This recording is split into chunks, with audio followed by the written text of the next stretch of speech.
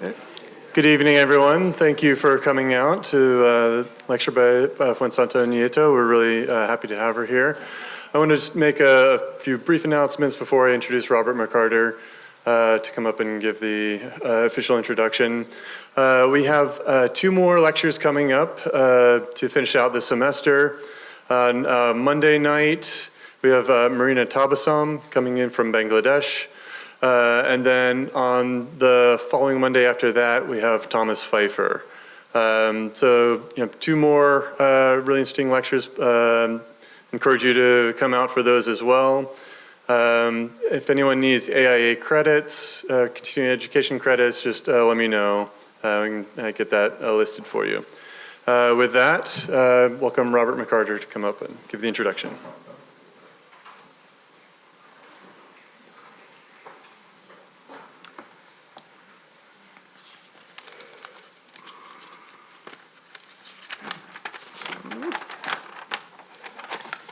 Good evening.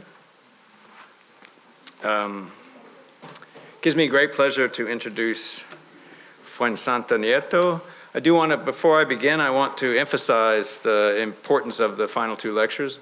Actually, the Eretz lecture, this lecture, the Pfeiffer lecture, and the Tabassum lecture were all originally scheduled for the spring of 2020 for a different group of students, or maybe only a few of you would have been able to be here. And so you're actually getting a lecture series, a pre-pandemic lecture series. All of these speakers, including Fuensanta, asked to wait until it was possible to give an in-person lecture. So the fact that they did not choose to have an online lecture is personally close to my heart, but I think it's very important that we honor the travel that's coming here. And I would also, Fuensanta is actually in a different situation in that she is in day 4 of a 5-day, 5-university lecture series in the United States, which that she's still standing and that she's actually here, delivered by the airplanes this morning, so that we could go to the SLAM and she could go to the Arch and actually be on my review, as well as talk to 2 of the students from my seminar. All of these things can happen. It's quite amazing. She started at the University of Virginia, then she went to Rice University, where our own Igor Marjanovic welcomed her, and then she went to the University of Texas, Austin yesterday, and today she's with us, and tomorrow she's with our friend Peter McKeith and Marlon Blackwell at the University of Arkansas. And then she will sleep. I needed to give that preamble because I don't know. I think it's very difficult to give 5 lectures in 5 days, even to the same university, which I have done before. This lecture is the Coral Quartz lecture, which is an interesting name. The lecture is actually named by the donor, who's Karina Kotzen. It's named in honor of the Coral Quartz Motel on Route 66, which no longer exists, but this was a streamlined modern hotel, quite famous. And it's interesting to have a lecture series named after a building that has been removed, so it's only a memory for us now. Rather than naming the lecture series in her own name. I will say that Karina Kotzen is the sponsor of the Kotzen Chair that Igor Marjanovic held when he was a professor here. So that's an additional gift that she's given. So welcome to the annual Coral Quartz lecture. We want to thank Karina Kotzen and her husband Lee Rosenbaum, who established this annual lecture in 1995. Kotzen's earned master's degrees in architecture and construction management from Washington University in 1983. She entered the field of construction management and founded Edifice Complex. She resides in Santa Monica, California with her husband and children. Their daughter, Giada, graduated from Washington University in 2015. Kotzen's mother, Joanne Stolaroff Kotzen, studied fashion design at Washington University. Karina Kotzen serves as a trustee of Washington University, chair of the Los Angeles Regional Cabinet for the university, and a member of the Sam Fox School National Council. So if we could have a round of applause and appreciation for the sponsorship of the lecture. Now I turn to Fuensanta Nieto. And I'll give a little background and then maybe just a small word or two because I want to let her introduce the work that she has for us to see tonight. Fuensanta Nieto graduated from the Universidad Politécnica de Madrid and later did graduate studies in the Master of Science in Building Design program at Columbia University in New York. In 1985, she and her partner Enrique Sobejano founded Nieto Sobejano Arquitectos, which has offices first in Madrid and then since 2007 also in Berlin. From 1986 to 1991, Fuensanta Nieto was co-director of the architectural journal Arquitectura, which is published by the Colegio Oficial de Arquitectos de Madrid.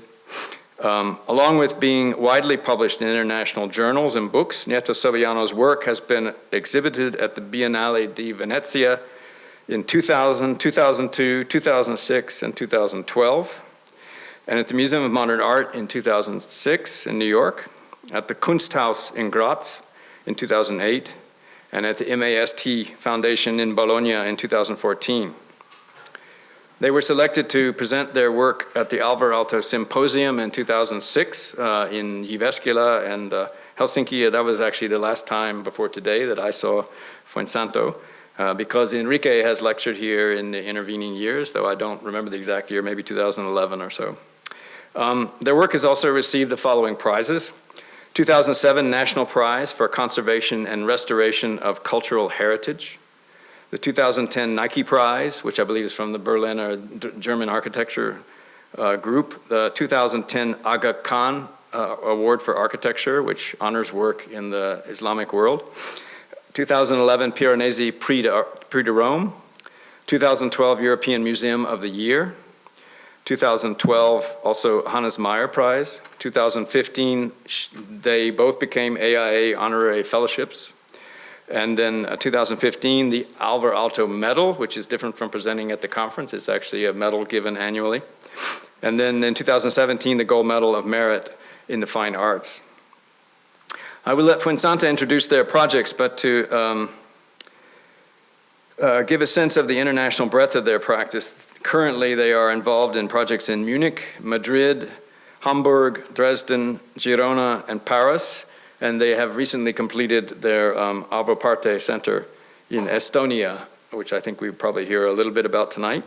Their work has been published in a number of journals, including AV Monographs series in 2011, the TC Quadernas more recently in 2017, as well as 4 formal monographs, a beautiful little book, early book, Nieto Sobejano Displacements in 2001, Nieto Sobejano Memory and Invention, which is really a remarkable book, which my students in the seminar have been able to use, that gives great insight into the sort of thinking in each project and kind of setting the structure beyond the sort of physical facts of the building to the notion of how it fits in its context and how it connects to history.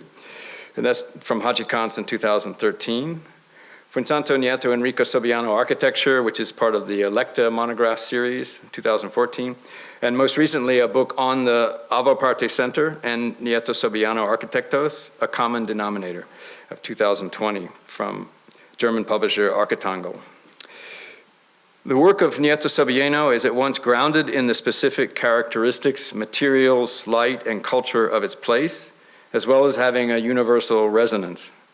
They present their work and the thinking underlying it in their inspiring book, Memory and Invention, as a transformation of place through engagement of material and light. In this, their work is very close to that of Louis Kahn, whose work my students and I are examining in parallel to their work during this current seminar. In their use of the term invention, I think they do not mean something that comes from nothing, but rather something so profoundly transformed in the process of design as to be experienced as entirely new. Nieto Sobejano work in the tradition, I would argue, that was defined by Viollet-le-Duc in 1872, quote, "We must endeavor to proceed like the Greeks. They invented nothing, but they transformed everything." So with that, I give you my friend, my colleague, my actually former almost classmate at Columbia, and the world architect.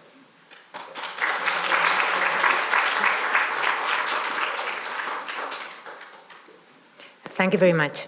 Thank you very much for asking me to come here, and also thank you very much for everybody that made it possible.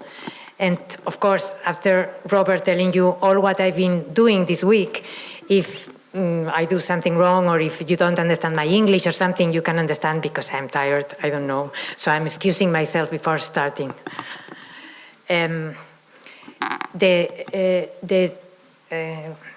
Wait, how do I? You just click on the keyboard. And where's the keyboard? Ah, here. Thank you. I was looking for it here. Okay. This is the first thing that I'm doing wrong, so sorry, let me start. Okay, I named this Art, City, and Landscape, of course, because the three words are very linked to our architecture. And when I'm speaking about art, I'm not speaking, of course, we have done a lot of buildings that have to do with art. We have done a lot of buildings that really are museums. But when I'm speaking about art, I'm really thinking that we like working with art, and it's not like taking a piece of art and putting it in a place that we have built, but it's also introducing the art and working with the artist from the very beginning. And it's also working with heritage, working with buildings that are heritage and that we have to treat in a different way. That, I take it also to city and landscape, because for us, working in a place, city, landscape, or whatever type, archaeological, industrial, urban, whatever, it's really understanding the place in which we are working and really trying to connect and to understand the context. So I've selected 12 different projects, all of them different projects, and all of them coming from competitions, because we are a firm that basically is working from competitions. Maybe we have, I don't know, we have one day one client that came knocking to the door and said, do you want to build a museum?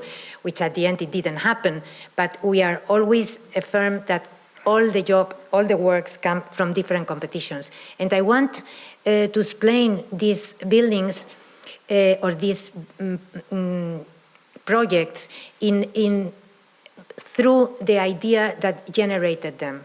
So we, in each project, we try to generate a concept, and we try to be loyal to that concept in the sense of trying to take it through the whole process, both of design of construction.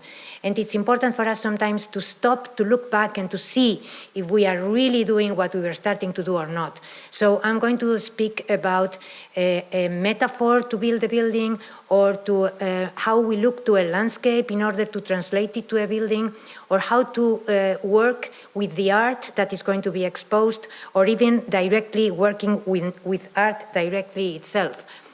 So we are going to see 12 different projects: an archaeological museum in Córdoba, a city museum in San Sebastián, an expressionist museum in Halle, a commercial building in Madrid, a residence for artists and museum in Córdoba, a hospital in Bristol, a hotel in Munich, an archive in Dresden, an exhibition space in Hamburg, the City of the Theatre in Paris, an office building in Guangzhou, and a foundation in Estonia. So let me start with this first project, the Madinat al-Zahara Museum, because it's an old project. Maybe you all know this project, but for me it's very difficult to try to explain our work without starting with this project, because a lot of the ideas and a lot of the concepts that we have been following really, when we look back, in a way, started with this project. Madinat al-Zahara is a very beautiful place, an old city that was built in the year 940 by the first caliph of the Caliphate of Córdoba. And the city had a very short life, because in the year 1010, the troops of the north of Africa completely destroyed the city and they made it disappear. Some of the columns of Madinat al-Zahara have even appeared in the north of Africa, so it was a complete destruction. that did something that is important for archaeologists. The city lived a very short time, 70 years, which made it a very, very important archaeological site. Here you can see the part of the city that has been excavated, which is the white area, and in the rest of the photograph you see the borders of the city, the lines of here are the borders of the city, and the amount of that is still not excavated, and also in this very little time it gives the archaeologists the possibility of studying that very specific time of the years. The city, as I say, was so completely destroyed that it disappeared, and nobody knew where it was. It came a little bit to be like a legendary city, because when these people in the year 1910 discovered some archaeological rest in the mountain, they even believed that it was a Roman city, which at the end appeared to be the city of Madinat al-Zahra, a city that was built about 10 kilometers of the Cordoba of today, and it's built on a mountain and on a very strong geometrical system, which is a double square. It's 750 by 1,500 meters, and it only loses the geometry when it hits the mountain in the upper part, really in the upper part of the entrance of the city. This is the city in 1010, where you can see this very beautiful carved stone and the red line. So the color of the city was the color of the stone, nearly white and red. This is the image of 1911, when the city was discovered, completely destroyed. And this is the city, the image of 2010, when the archaeological museum was built and the pieces of stone that were found in Medina Zahra could finally be archived here. So when we started thinking of this project, we went back to another archaeological site in the city of Ebla, where the archaeologists had left the archaeological site as you see it here. They have traced a grid, they were excavating by boxes, they trace a grid, and they make the reference of all the elements that they discover, they references to that grid. So this was the base of our project. So we said we are going to work as archaeologists instead of architects.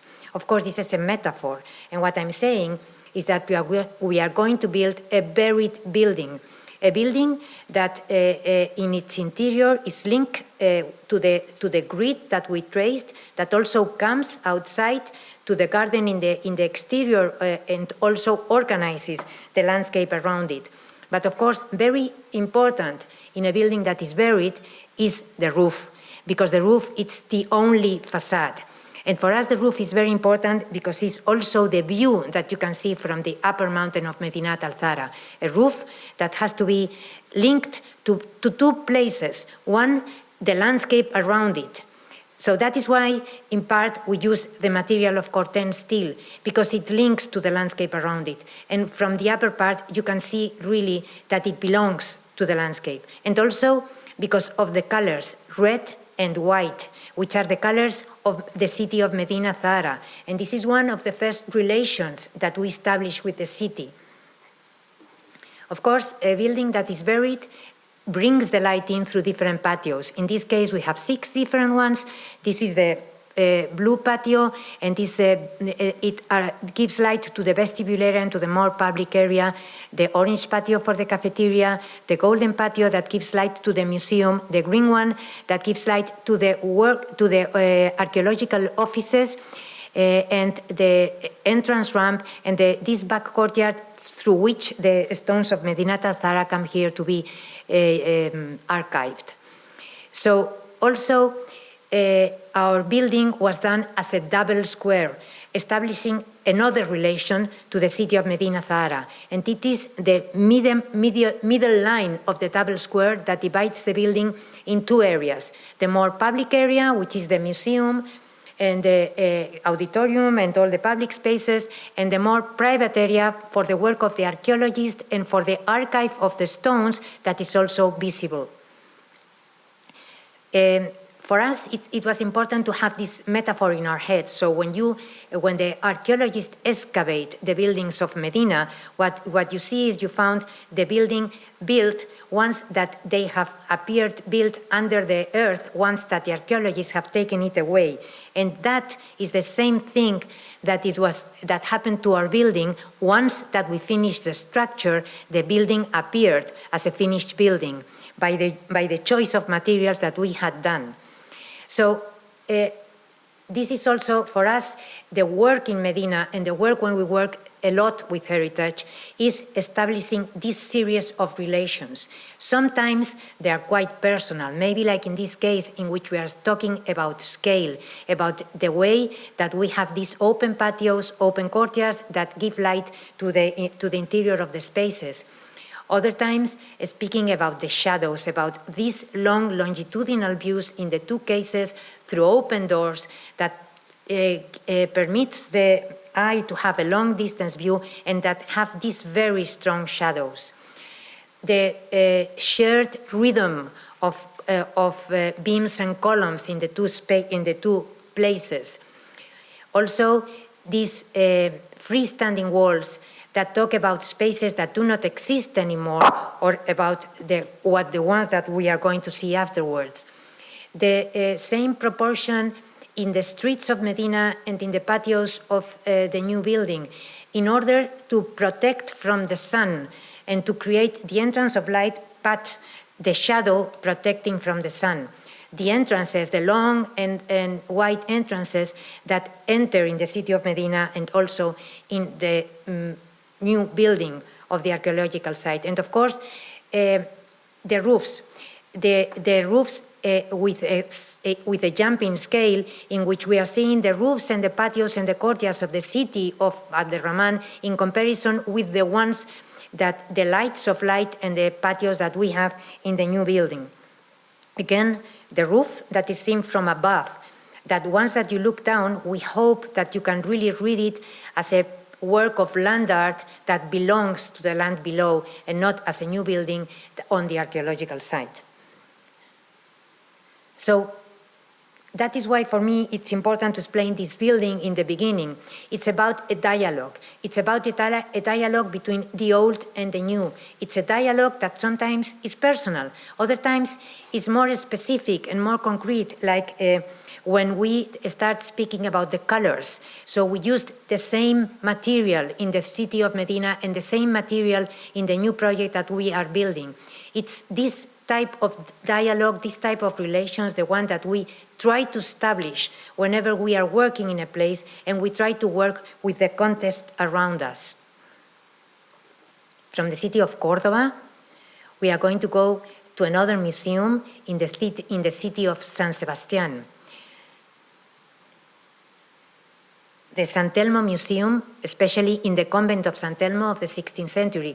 This is the city of San Sebastián, a really beautiful city in the north of Spain, and this is the coast of the city, and well, with a very specific landscape, because you see there, in where is the white dot, there is the Museum of San Telmo, and as you see, it lies in a place in where the natural landscape and the built landscape get together.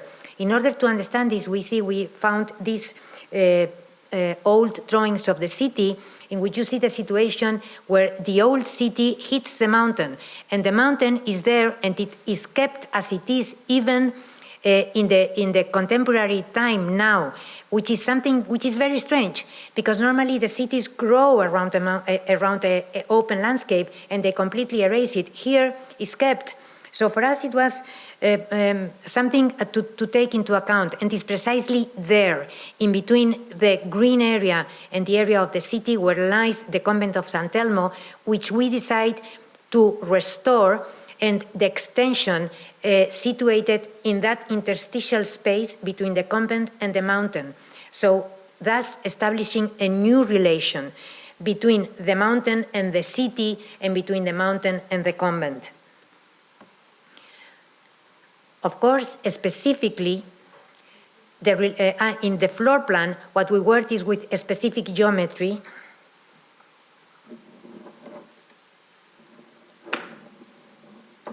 we work with this specific geometry in which we were trying here we have a courtyard, so here we also have a courtyard. Here we have this long and open space in the same way as in this back area we have these long and thin streets, or these exhibition areas with the same proportion that the old cloister of the convent.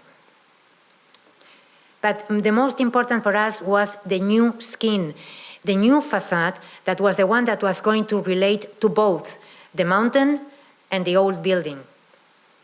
So to do this facade, we work with two artists of San Sebastián, Leopoldo Ferran and Agustina Otero. With them, we went to walk through the mountain and we saw these specific perforations in the stone in which we can see the greenery coming out. So that is what we took to our facade. We worked with recycled aluminum panels that through its perforations, we were going to let grow the green that was going to come out of the facade.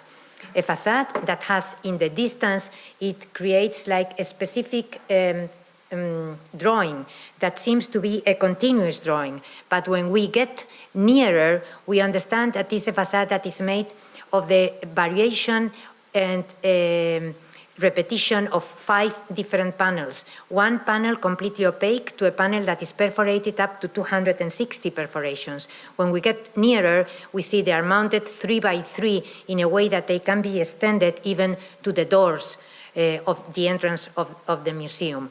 The wall enters inside and establishes this series of patios that we have seen in the floor plan, and that establishes the relation between the two walls without windows, the wall of the convent and the new wall that is built here. Because when I say that the perforations are for the green, they are also for light. During the day, the natural light in some places can come in, and during the night, the facade transforms, and it's also the lighting and the illumination of the different patios and open spaces in between the buildings. You have to understand that we are working in a very complicated space, in this interstitial space, very thin and narrow, and this proportion is the one that is taken into the inside of the building, where the new exhibition spaces are related, as I said before, to the naves of the cloister, and the other exhibition spaces even to the nave of the church of the convent. The contemporary architecture always in relation to the existing one. So when we needed to extend an stair in order to get to the exhibition of the upper floor that was created, we simply extend it with a contemporary language, but being careful in using a distance of respect to the old architecture, in the sense that it can always return to how it had been built. In the same way that these two walls get connected, but also with that distance, so they can always be restored to the original situation. The wall coming out to the outside, conforming the new plaza and the new stairs that are going to go up to the walk that you can take through to the Mount Urgul. And also during the night, as in this photograph, a new illumination space that gives light to the plaza in the night. A facade that changes during the different stations of the year. In this case, I guess that we are getting in when the summer is coming. And from this building of San Sebastián, with aluminium facade, we are going to go to Halle, in which the aluminium is in the roof. In the city of Halle, we entered a competition for the Morisburg Museum.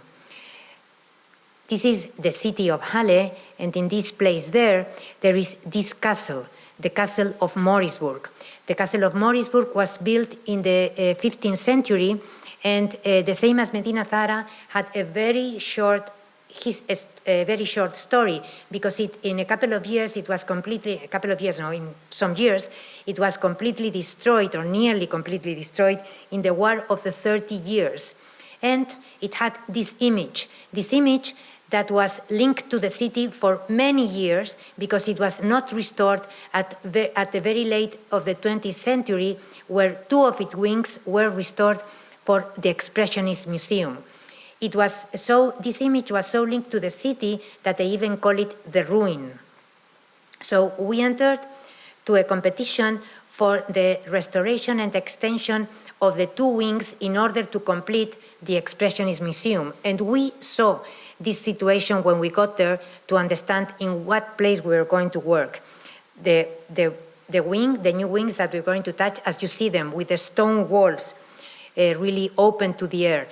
Also, the restoration of the other 2 wings, in which they had this very special geometry in the roofs, a special geometry in the roofs that was taken also to the rest of the city, a city that had been beaten by the painter Feininger, that, by the way, we saw a painting of him today here. And Feininger is a painter that had lived in Halle, and that is why he painted with this very, for us, so interesting and impressive geometry. He painted all the city of Halle. So it was clear for us what we had to do, a new roof landscape. A new roof landscape that was going to relate through its geometry both to the roofs of the city and at the same time to the art that was going to be exhibited in the inside of the building. A new roof landscape, a new roof that at the same time is structural.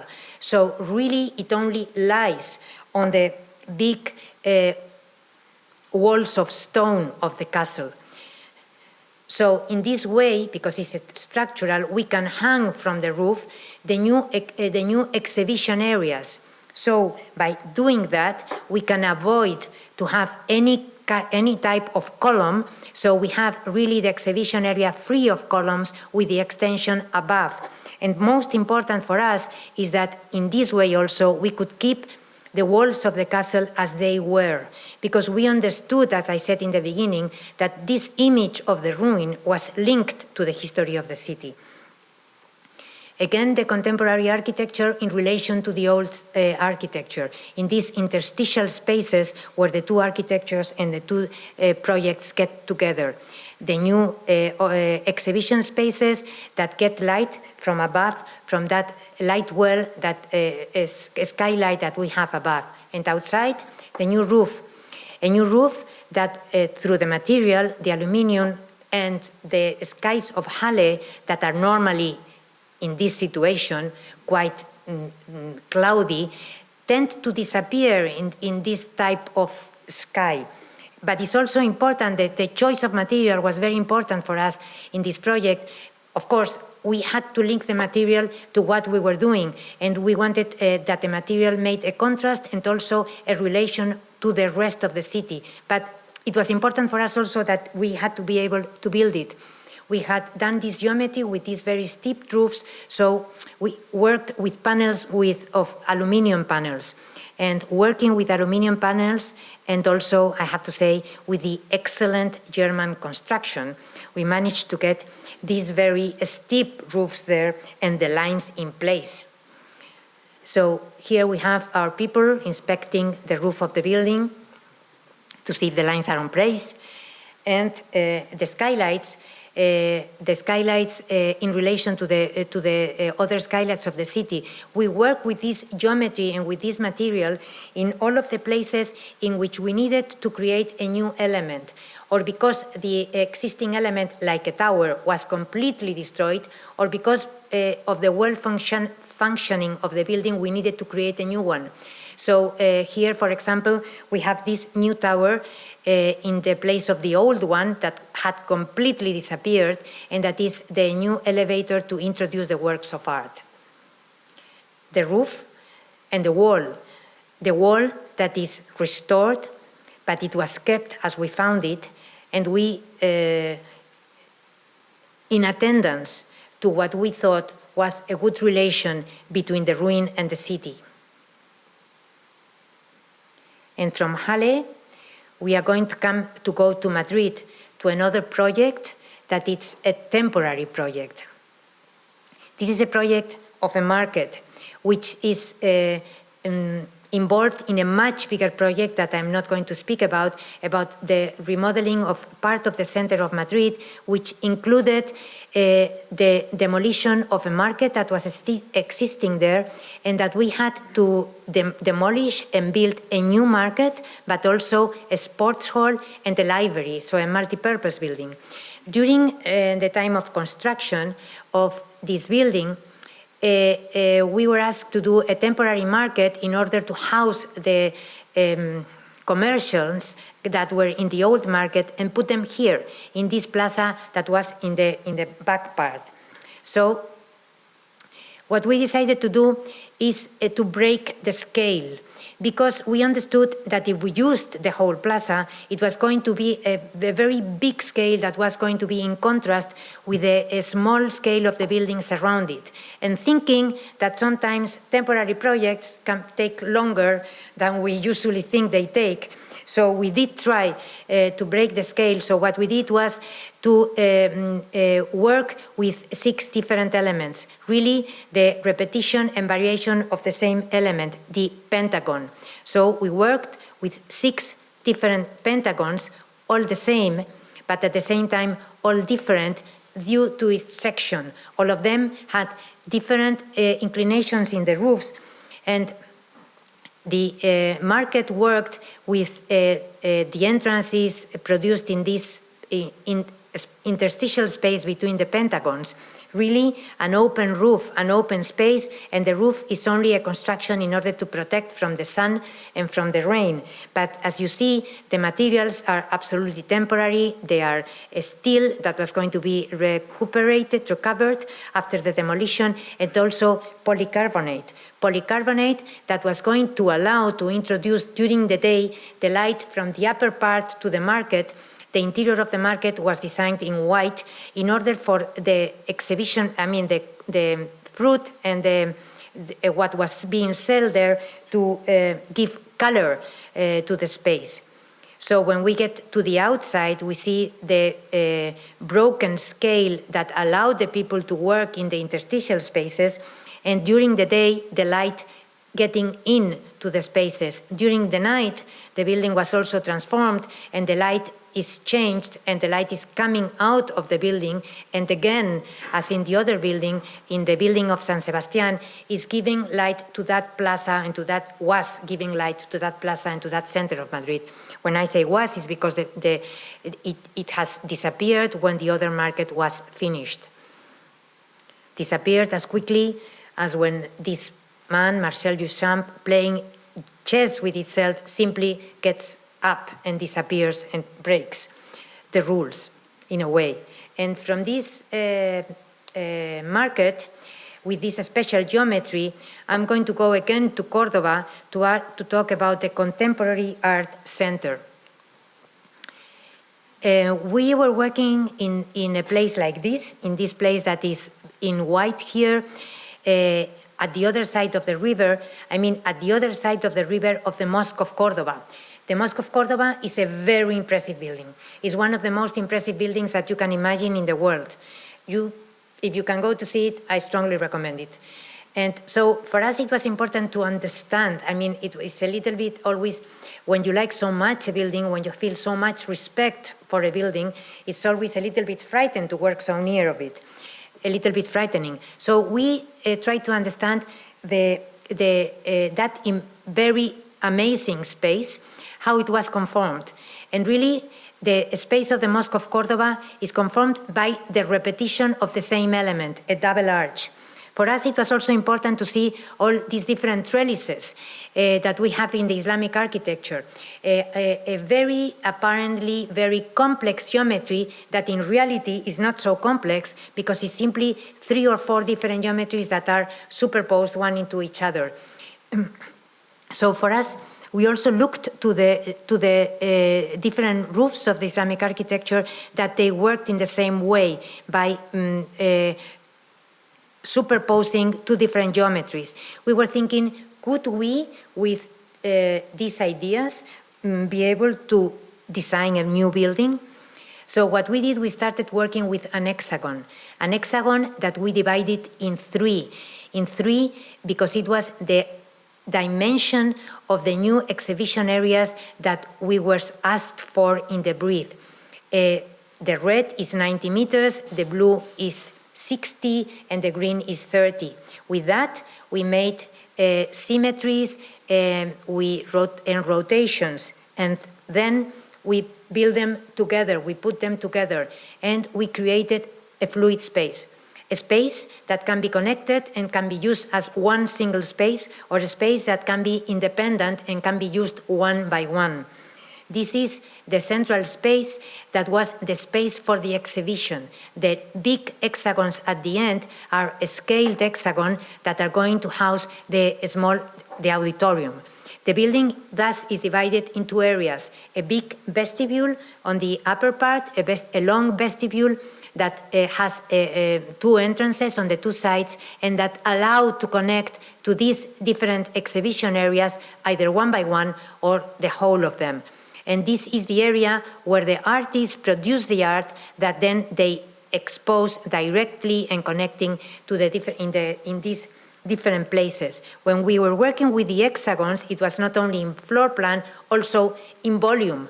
So each one of these spaces has a different skylight that is going to come to introduce the light in different ways because they are more compressed or more extended. In the image here, these walls are bearing walls, and they are the ones that really are the structure of the building. In between these walls, we have all the elements like mechanical, electrical, and doors that we need for the space to work. If we go to the inside and we look from the back part, we see the construction of also of both of the hexagons and also of the void spaces that were the leftover spaces of the union of the hexagons, and that they're patios that bring in the light and that also stay there for the people to rest while they are visiting the exhibition.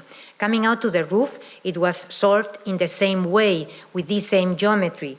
We always work with a lot of models in order to really understand in which way we are working. And we made also different models to understand the facade. A facade that was also solved with the same conditions of geometry, and that I'm going to speak later about it. It's a facade of prefabricated concrete panels, an opaque facade of prefabricated concrete panels that was transformed during the night into a media facade. A building with two long facades, one to the river, one to the city, and that the entrance is produced in the short facades. So in this way, it has two different entrances that can connect directly to the auditorium, directly to the work of the artist, or simply connect to the big vestibule in order to be able to visit all the different exhibition areas. The facade to the river, solved in the same geometry, as I said before, 13 different concrete panels with the same geometry. And the facade to the city, the same geometry, but in this case it's not opaque, it's perforated in order to allow the light to go in, because that is the place for the offices. In the inside, the building is transformed. And here it's gray concrete, and what we are looking is the artist to have a reaction to the building, because you have to understand that this building is not only a museum, it's also a place where the artists make their creations and then they exhibit it there. Here we see the relation between the different exhibition spaces, the different hexagons, and if you see here these lines, they are big doors that can come down and close the space in 9, 8, or how many exhibition areas we need.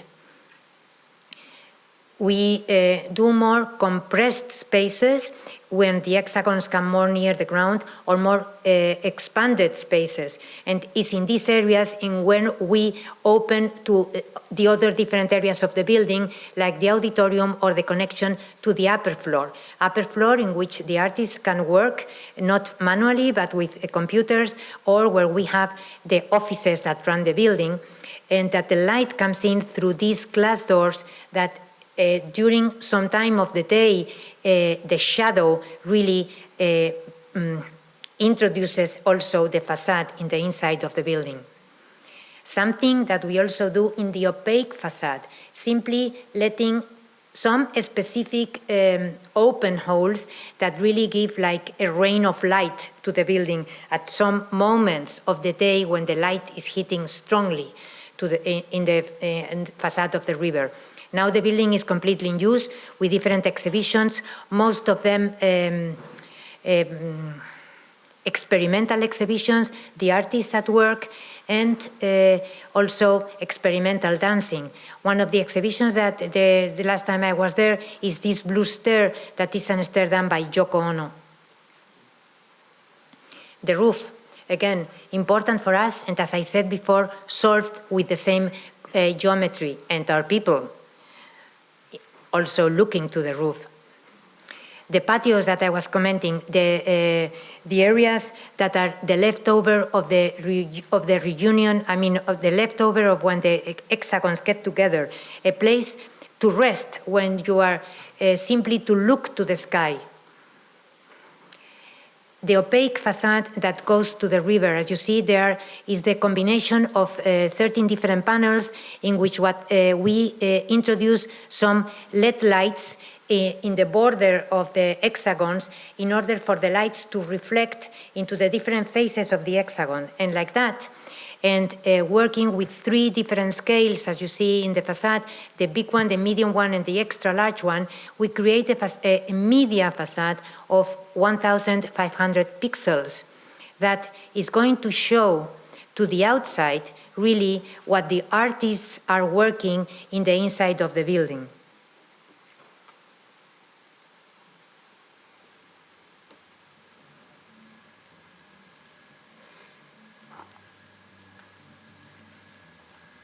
This is a small video which is old. Maybe I should have brought a video of what is happening now with the artists working there. But I like this one because it explains, it's the one in which we were testing the facade.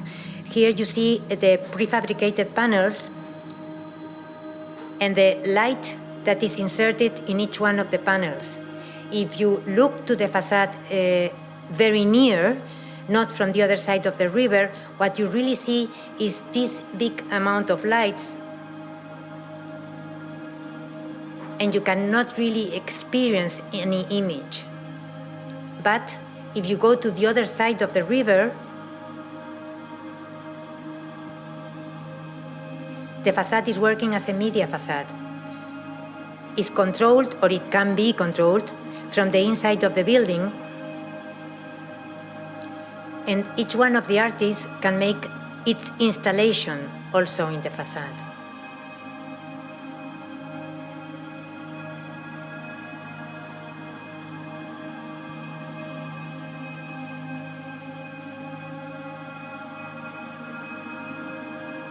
Of course, as you can see, we are also playing with the reflection in the river. And it's not only, it's also the facade and the way that it's moving, the lights are moving in the river. When you get near, you cannot perceive the images, or yes, a little bit. Like when these eyes simply close and say goodbye.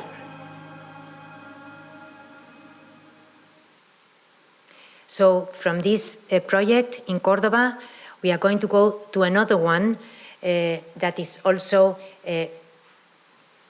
when we started this project in Cordoba, we started by a model, a paper model, in which we were combining the different hexagons. And when we started this project in Bristol, it was the same, but we were starting by folding a paper. This is a very strange project because we were called to enter this competition that we didn't know if we wanted to do it or not. And it was a competition in, I think we were invited 5 groups of architects and 5 groups of artists, because it was a competition to change a facade. To change a facade of this building that, as you see, they say it's an ugly building. It was even said that it was the ugliest building in England. Something which we do not agree.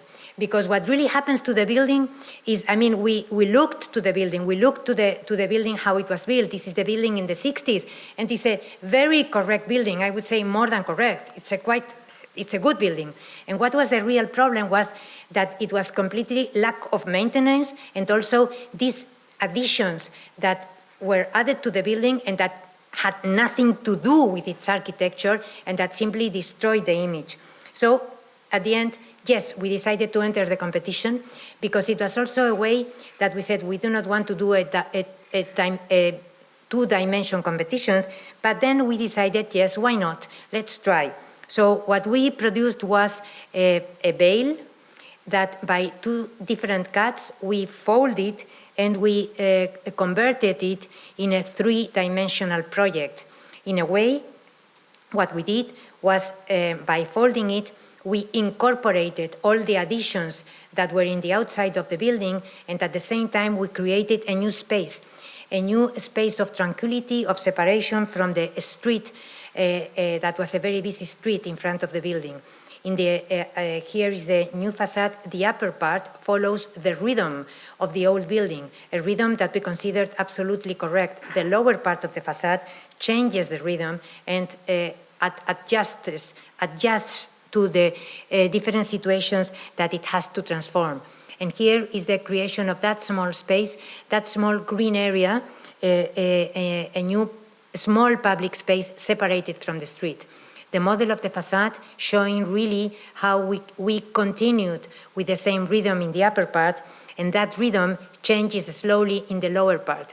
By continuing with the same rhythm in the upper part, we also helped in the construction of the building, because the real important problem that they had here was that all the facade was full of asbestos, and that it had to be taken away. By having the same rhythm, instead of taking it away, what we did was encapsulate it, and the building could be built in use. This is a hospital for children. And the lower part, the facade, really adapts to the different conditions. Like, for example, here, that in the lower part is a little bit more closed in order to separate it more from the street, or creating a new door for the entrances of ambulances, or here, adapting to the green cafeteria that you saw in the beginning, and that we couldn't take away, but yes, we could simply adapt to a different structure. And here, the facade is adapting to the line of the windows. This small space, the creation of this very small public space, but that is separated from the street and allows for a space of relax, or a small space where you can keep waiting or simply enter, because this can be the new enter of the hospital. A facade also that separates of the very busy street that is in the front of it, and in a way creating a new space, a new three-dimensional space in front of the hospital. And from Bristol, we are going to Munich, in which we worked with a similar concept in a way, but it was here working with a void. This is the city of Munich, and here is the place in we were going to work in the construction of a new hotel. You see here the traces of the old wall of the city of Munich, and what is important for us is that here is one of the walls of the city, and here this is a walking street, very important, of the center of the city. So here you have an ugly building, which was not recognized as such, but really we couldn't find here any trace of good architecture. But this is the building that was built on top of this other one, that was the one that was there before the war. It was nearly completely destroyed, and this one was built on top. The owners of this building are a family that have hotels.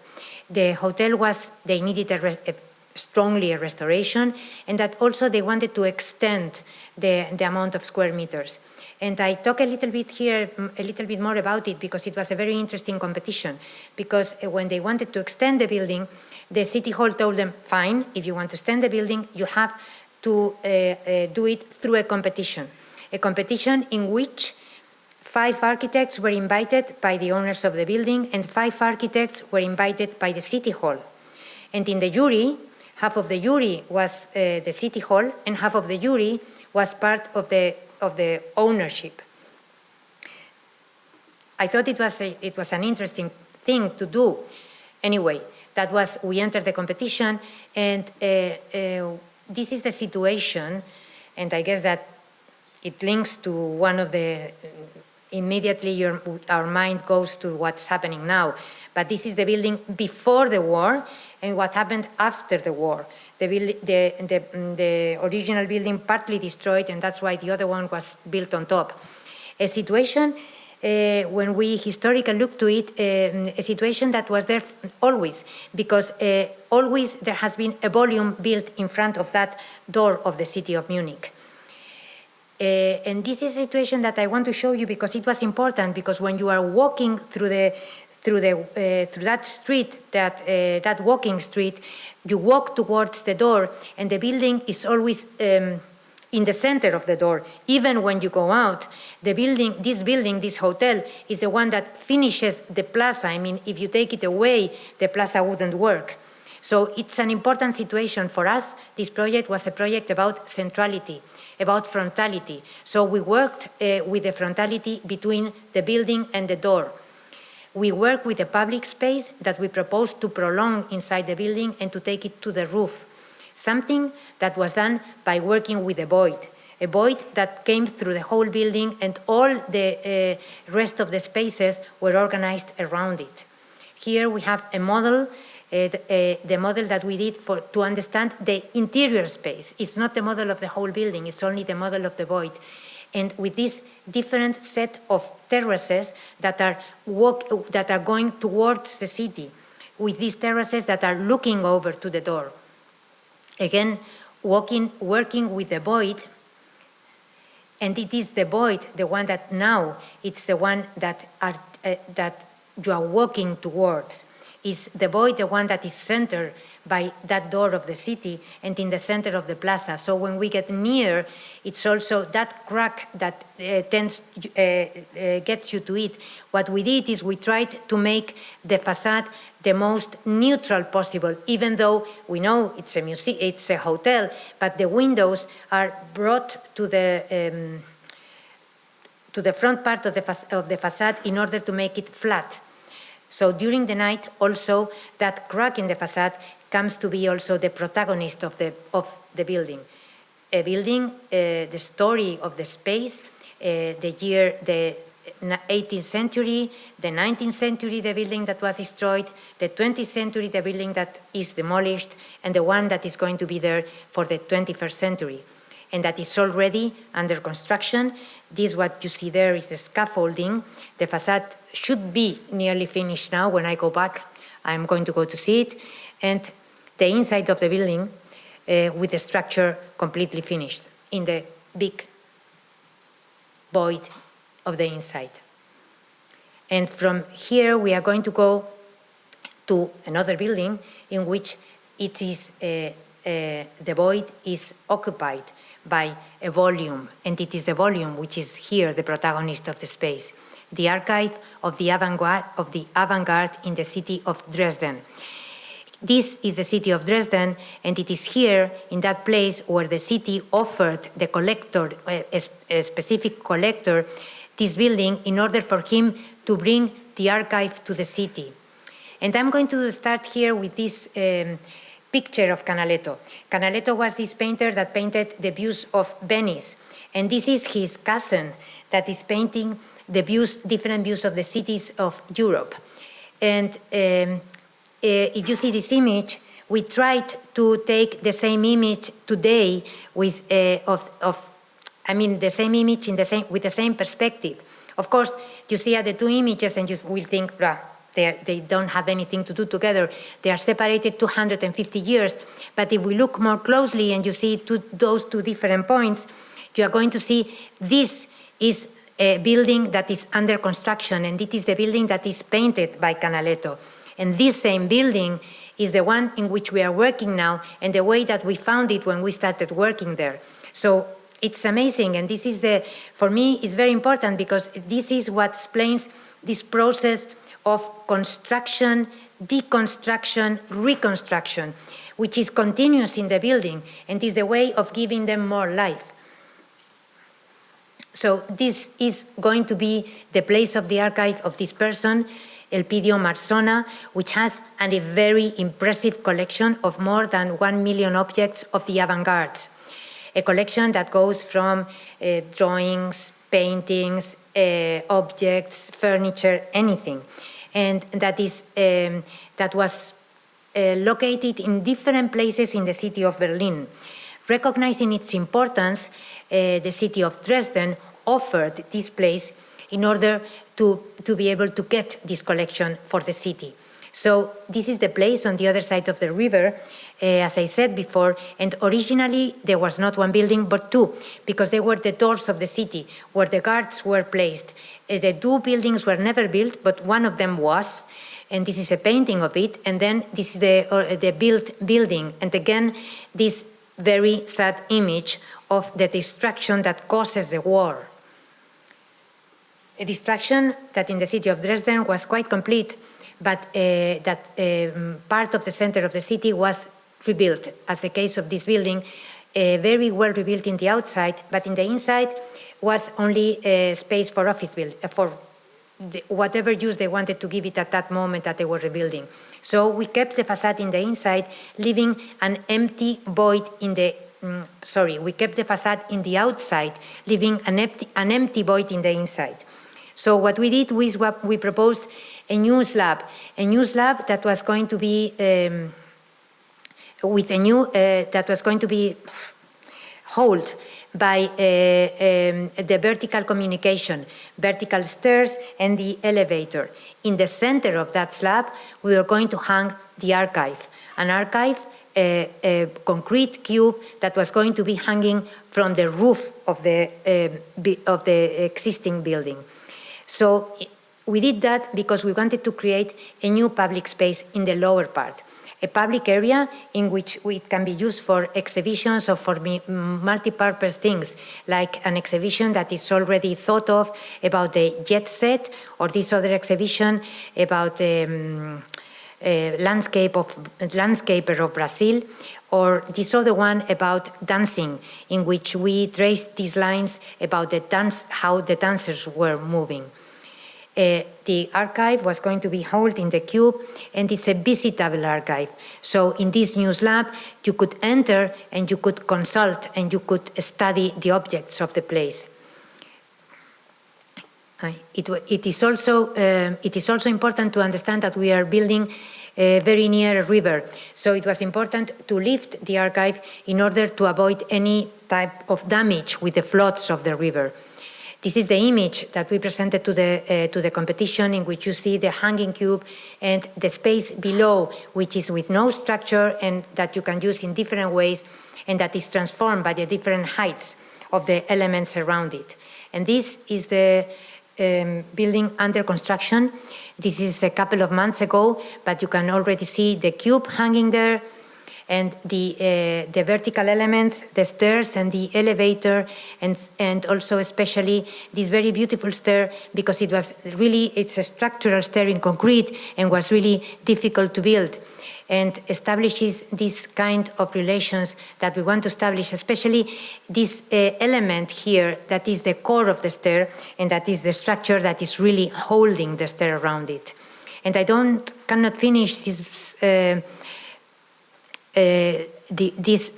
talking about the archive without going back again to this situation, because it reminds me again of this, what I said in the beginning, this construction, deconstruction, reconstruction that really prolongs the life of the buildings, and it does it in a good way when we think that we understand the origin of how the building was built.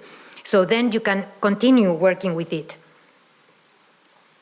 From Dresden, we are going to go to Hamburg, in which we are working for an exhibition room, an exhibition building that was going to hold an impressive collection of pens, because we are going to work for the Mont Blanc house in the city of Hamburg. That is the house that builds these very beautiful pens that you have here, and that has the logo, the Mount Mont Blanc. So when we entered the competition, they asked us to take into consideration the logo, a logo that for them means that they want to always be better. They always want to get to the top. The proposed place was this industrial space in the called Altona, in the outskirts of the city of Hamburg. This is the place where they produced the pens, and this is the area, the parking area in front, that we had to use for the new building. So what we decided to do is to make a longitudinal building that was going to occupy all the space in order to create a new facade for the industrial buildings, a new facade and entrance that was going to be separated from the parking space with a new garden. So what we did was creating this big building that crossed all the lot and really gave a new facade to the old industrial area. To do it, we looked to the beautiful boxes that contains the pens, boxes that inside have a pen, a straightforward element that in its inside has these very complex elements that produce the beautiful writing, something which is the same thing that we wanted to do in our building, a straightforward facade that in its inside has the complexity of the building that we want to build. A building of 3 floors, the one, a public one, the second one for the exhibition of the arts, and the upper one for an event space and for seminars to show their pens. In the section, we worked around the central space, which is the stairs, the vertical communication that could also, in some day, communicate with the industrial building. The exhibition starts really in the same entrance, but for us what is important is the facade. A facade that was done in concrete and with different layers of concrete, and that it was traced in the same way that a hand holds a pen and draws with the pen, with different layers and also with different foldings in the different layers in order to produce this idea of profundity, of depth. And also during the night, and in this case from the outside, the facade could receive projections and even the logo, or to simply say which is the exhibition that is going on in the inside of the building. We produced a lot of drawings for the facade. This is one of them. And we also had a mock-up one-to-one from the minute that the building was starting to build. A mock-up that taught us a lot about how the different layers of the facade had to be, but especially that is very difficult to build in black concrete. It's nearly impossible to do black concrete. At the end, this is the result. This is part of the detailing of the facade, now nearly finished. It's going to be opened in the 13th of May. We are waiting for some more details in the facade and also for the development of the garden that is still not there.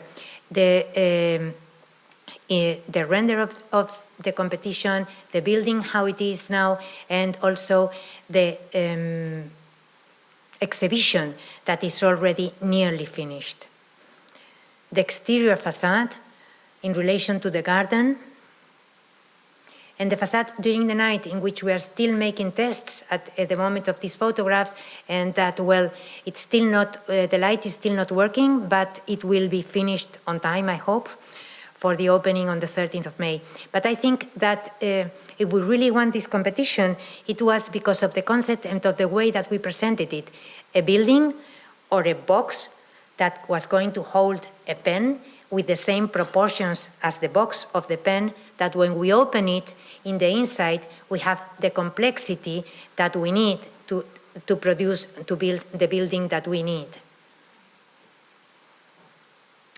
And from Hamburg, we are going to go to a building in Guangzhou. You are from there? Okay. So if I say something that is wrong, please come and help me.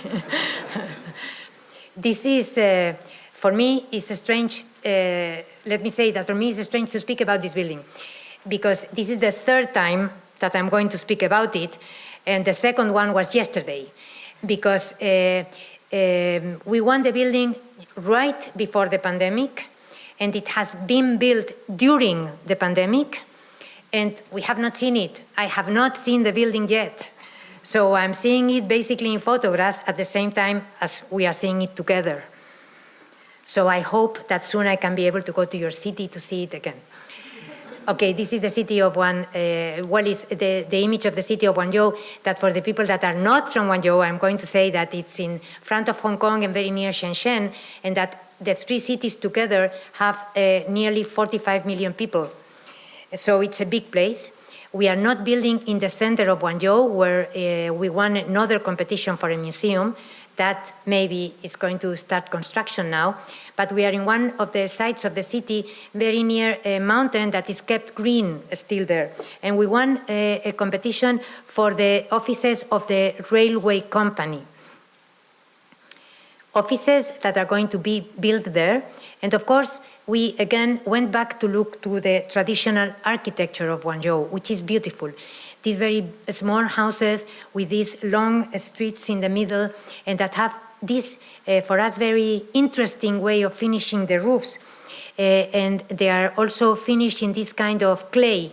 And that for us was something that really struck us. That was really, we liked it a lot. So that was something that we kept in our head. The competition brief said that we had to create an office building, but at the same time that had a commercial space that connected to the city in the ground floor. So we decided to do two different series of elements that were going to cross one another. First, these bands that for the offices, bands that really are very straightforward for an office and that work very well. And through them, we are going to connect another series of elements with a different geometry that was going to organize the public spaces for the buildings, like the meeting areas, and in the ground floor, an open area connecting to the city, and that is the commercial area that the people of the competition wanted. In the floor plan, you can see it's the two series of elements that cross together, the office buildings, and then the other geometry completely different that crosses from front to back. Important for us was the structure. And it was important because in the way that we are using the structure, we can use, it's separated from the facade in order for us to use freely the facade. Because I have to say that this was the first time that we are going to build in China. And thank God that we were thinking of that. We did not know how to build in China. It's different. And for us, it was important not to make big mistakes. So what we were thinking is the only way that we can really control this a little bit is by producing the same element, and that build a facade by repetition. So what we did was to study a facade of the repetition of the same element, an element that is exactly the same. So if we wanted more height, we simply produced 4 elements. If we wanted less height, we take one of the elements away. And we also used it by joining them in pieces of 2 or 1 element or 3 elements. And that was what was going to give the variation of the facade. We came back to the Cantonese architecture and to those roofs that we really liked very much, and we produced a ceramic piece with the same shape as the one that we had seen there. This is the ceramic piece that was already produced, and this is the last time I was in China, in November before the pandemic, in which I was seeing all the pieces that were ready and produced to conform the facade. And of course this image, I mean, I put these 2 images together because the first time again, the first time in my life that I was in China, I was there and I was very impressed with that. And I don't know, it made me relate one to the other. So really, this happened in November of 2019, and this is the building that has been built. during the pandemic. I have not seen it, and it's the first time in my life. I think, and I'm very happy, this is the entrance of the building, that entrance through this big bridge that connects with the public space there above. And for me, I mean, it was important for us to understand how we could try to avoid mistakes here and how to produce an easy construction that for us it was difficult to revert if there was a mistake. So it was this kind of situation in which we produce the variety of the facade simply with the same piece. In this case, it's exactly the same piece. As you see, the columns are divided in 4 pieces or in 3 in order to generate the different heights of the building. The colors are 2 shades of green and 1 red in order also to connect with the nature outside. So I hope that very soon, maybe after the summer, I can go there again and see the building, and maybe one of you at Guangzhou can come with me and see it together.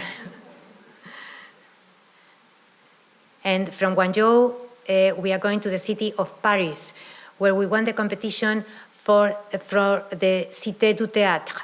This is the place in which we are going to build, and I'm going to point out, as you see, this is the city, all completely built, and here you have this blank space. This is a park of new creation, and at the end is the place in which we are going to work. This park is now completely built and finishes here, and it has a topography that is higher than the streets of the city where it finishes. Anyway, this is the place in which we are going to work, and this is a floor plan of the Paris in the 19th century, in which this red line is the walls of the city of Paris were built in the 19th century and were completely destroyed in the 20th century. And this place is Port de Clichy is one of the only places where there is still part of the wall of the city. So this area is in the area in which we are going to work, an extraordinary space because of the pre-existence that it has. Here we have the rest of the wall, which is unique because there's no much more. And also, this is the section of the wall when it was built. And this section is also important because you see in these 45 degrees that we have and the open space is where now in many places is built the périphérique of Paris. And these other buildings, the Atelier Berthier, built by architect Garnier, which is the architect of the Opera House. And these are the people that are taking the scenography of the opera, because this is where the scenography of the opera was produced. Industrial buildings, very rough, very hard, very strong. And it is here where the Comédie Française, l'Odéon, and the Conservatoire got together, and they wanted to produce the new Cité du Théâtre for the city of Paris. So for us, it was important to work with the elements that we had there. The first thing that we did is we wanted to potentiate the walls of the city, the old walls. So we proposed a new building that was going to have the same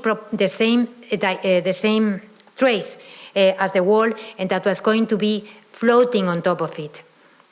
The second element, we needed to create space. So we created a new space that was going to be green on top, and that was going to separate the existing Atelier Garnier from the new building, and that was going to have the same height as the park, and that we could continue the park in the new green area that we have created.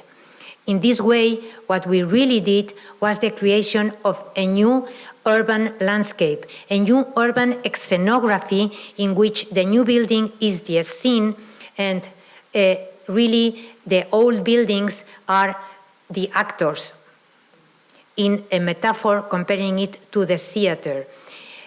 We are going to work in the Atelier Berthier by restoration, but we simply opened the walls a little bit in order to be able to encourage the people to enter in the new public space. a new public space that we produced in the center of, in the Atelier Berthier, in which we created a new covered public plaza, a plaza from which we are going to access to the conservatoire in the back. Here you see the section with the different heights for the park, and that is higher than the street. And to the right and to the left is going to enter to the Comédie Française and to l'Odéon. The pink is Comédie, the blue is Odéon, yellow is Conservatoire, and green is the public area.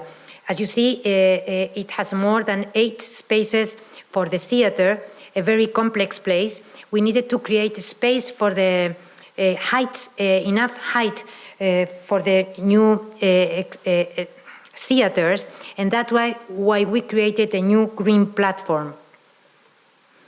Here are the new experimental theater. This is for the Odéon. This is the Comédie. When I say experimental, is that all the chairs can be taken away and they can be conformed in different ways. This is in the upper plaza, the new green area that continued in the facade, that is also a green facade that is done by strings in which the greenery was going to grow. The back facade was a problem because we couldn't open it, or we couldn't give lights because we were in front of I don't know what kind of ministry that we did not allow to have any light. So we made a facade that could get ventilation, but that you couldn't see through it. A project that for us was also of establishing a metaphor, a new scenography for the city of Paris in relation to the theater, that was also going to establish relations between the way of building the facade and the way that the theater works, and also by its geometry establishing a relation to the old wall of the city of Paris. And from this landscape, we are going to go to another beautiful landscape in a place called Laulasma. And don't worry, because this is the last project. This is the foundation for the Arvo Part Center.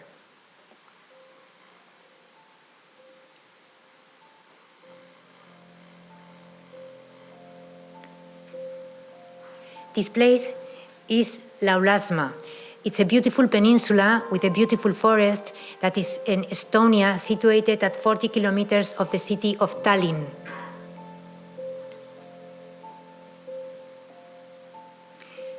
It is here in this beautiful forest that Arvo Part and Nora, his wife, live, especially during the months of the summer. And it is here that the government of Estonia decided to build the foundation for Arvo Part. For us, a project about landscape, music, and architecture.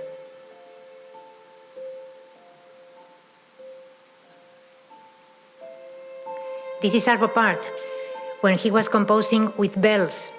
And in the lower part, you see his beautiful notations. Arvo Part is the living composer most reproduced of the world. And that is why, recognizing his importance, the government of Estonia decided to create his new foundation. Everything has been special in this competition and in this construction. Even the way that we received the brief in an espiral. An espiral that we immediately connected with one of his notations, tabula rasa. And in fact, our competition was called tabula. We started working with the spiral and with the pentagons, because the pentagon is the geometrical figure that is most reproduced in nature.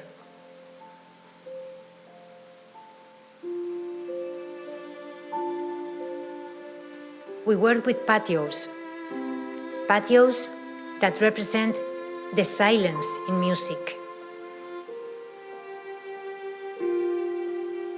We worked with landscape. We wanted to get to the center walking through the woods. So we situated the parking area very near the road, and in the other stream, we situated the center.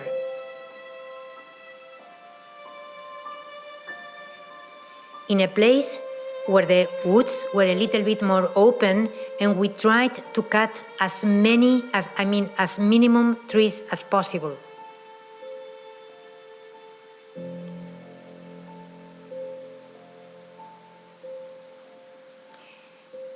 The important elements for the project, the patios, that around them we created the public space.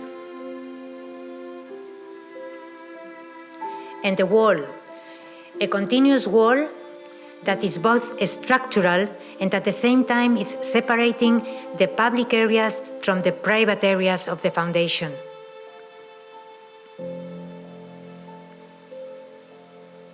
And the roof, a continuous roof that appears like floating in the middle of the woods.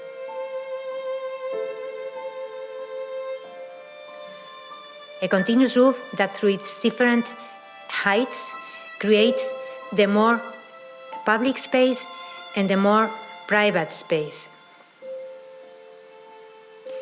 By means of the structural wall, it also liberates the facade, a facade that is done about a series of small columns. Columns that we relate to the notations, to the music, and to the landscape.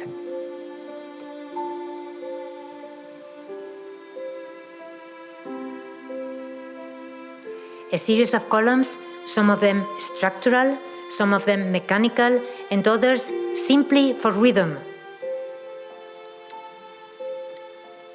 From these drawings came a series of superpositions with the drawings of the building, simply the working drawings. This is the light plan over the notations of Arvo Part. Some of them by chance, others really relating to different things, establishing relations even in the way of drawing.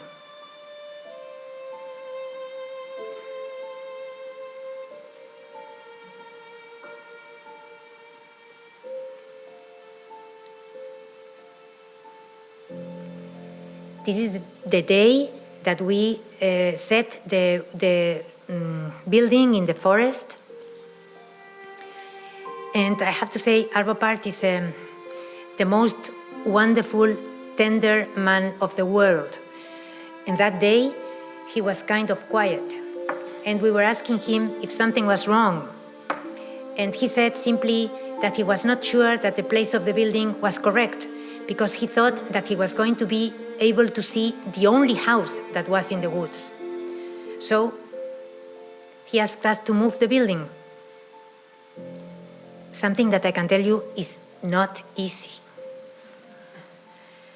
But here we are working with him, as you see, moving the building. And what he told us is something that I repeat because I think he is right. He said, now I understand that a composer and an architect are the same. We work in the same way. We can always continue working in our composition or in our project because we can always make it better.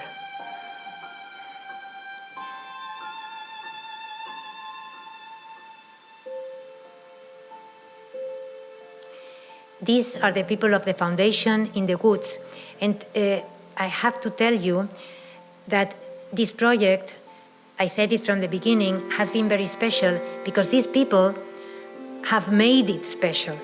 Everything that happened there was celebrated, like the day that we finished the foundation. And everything was celebrated with music. All of these things managed to make a team.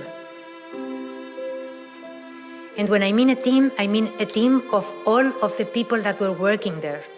The construction people, the engineers, the architects, the people that controllers of time, everybody there was working in the same direction because everybody was convinced that they were doing something important.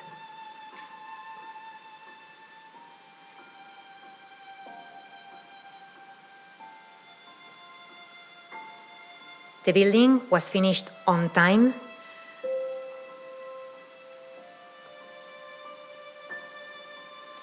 And this is the way we traced a path through the woods that afterwards was covered again, but you could follow the trace. For us, it was important to get to the building through the woods.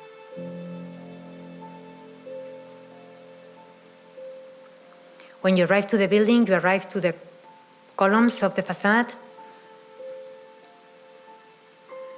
A facade that is done with very few materials, basically wood and glass, and the columns.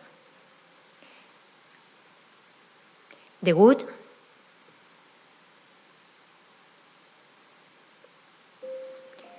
wood is used for the opaque facades, for the back part of the auditorium, and the glass to create a continuous window in constant relation to the landscape.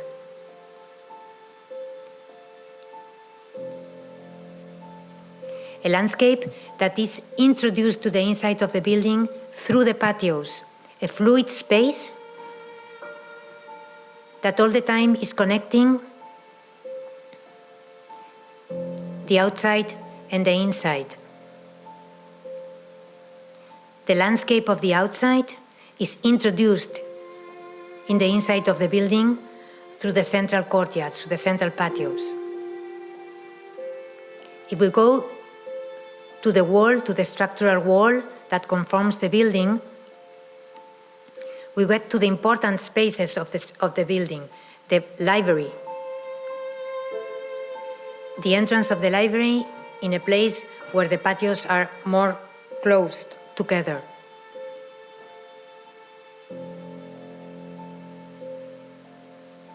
If we go back and in the other direction, we find the auditorium. Auditorium conceived as a wooden box.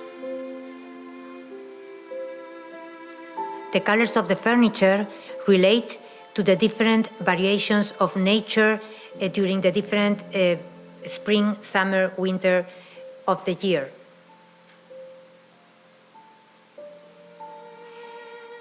Even the acoustical panels are made of wood.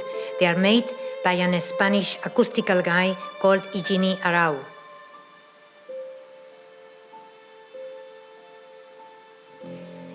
And I think that Arvo Pärt was very happy of how the music was sounding on the day of the inauguration of the building. An auditorium that also opened to the landscape. And this big opening of the auditorium is the big window that Arvo Pärt wanted us to move.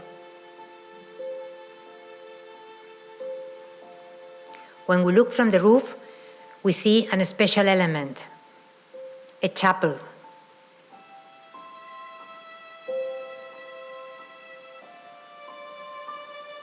Arvo and Nora Pärt are very religious, and they wanted to have a chapel in the foundation. So we built a very small concrete chapel in the outside, leaving them a white interior in order for them to take there what they needed for their praise. The patios in which you can understand all the different elements of the building. Materials and geometry.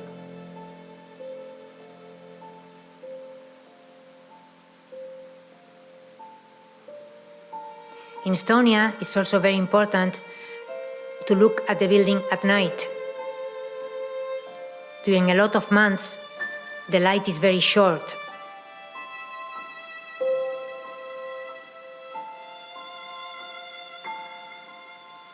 And another important element of this building, a tower.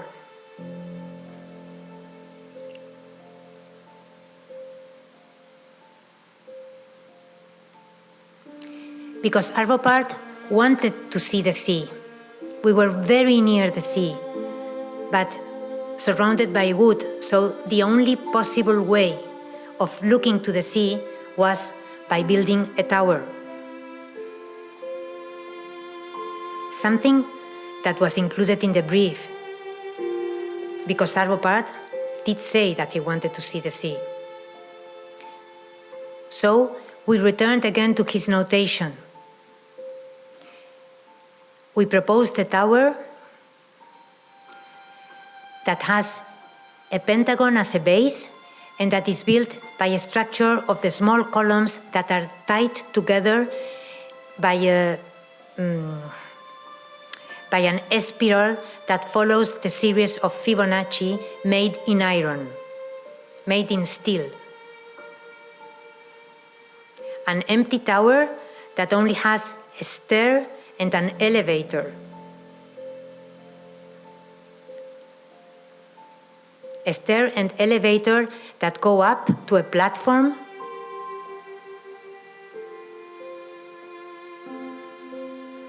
So Arvo Pärt can see the sea. And I hope that he can be happy there and give us all these beautiful compositions that he really gives us. This is the drawing that we presented to the competition, and this is the finished building.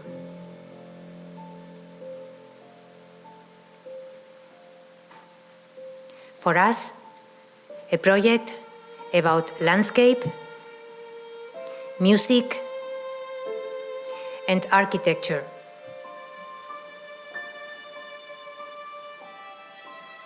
Thank you very much.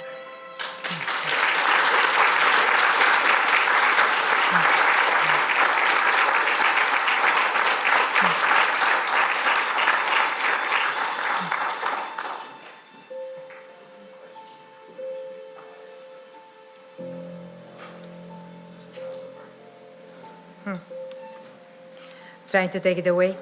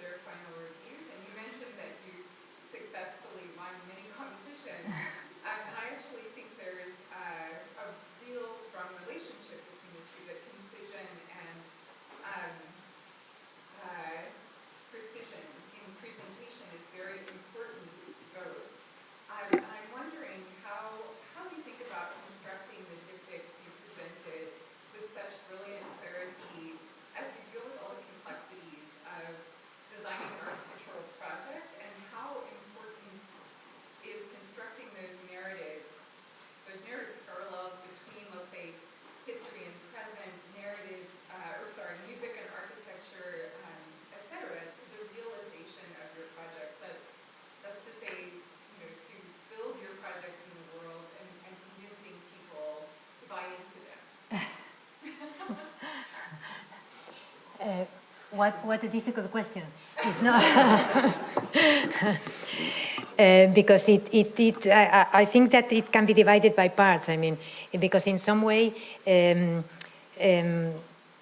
sometimes one thing is to convince people to build the project, and maybe that we can do it with a narrative to some part. Like, for example, if I go back to the building of Mont Blanc, I think that it was really that what convinced them, say, okay, let's build this box, let's build this new box for the pens. That's something.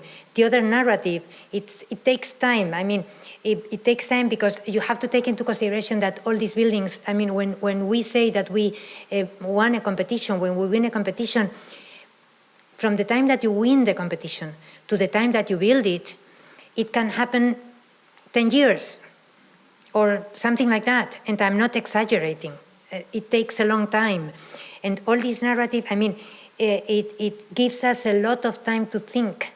The competition is a very quick process, and it stops at some moment. In that sense, when I said that Arbopart says that we always can continue working on it, he's right. But thank God, in architecture, we have limits. And when we present a competition, we have to finish in some time. So that is one kind of job that we produce, and it's there. And then when you start rethinking about it, this narrative it comes and goes. We go back, we go forward, we go back. And I have to say that it's good because it helps us ourselves to understand part of the decisions that we have taken. So it's a process of going back and forward.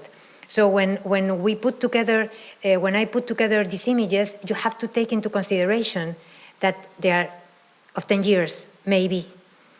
And the process of building the competition is far away. And then is all the other process. And it comes together at the end with the final building, and that is a happy ending when it comes together.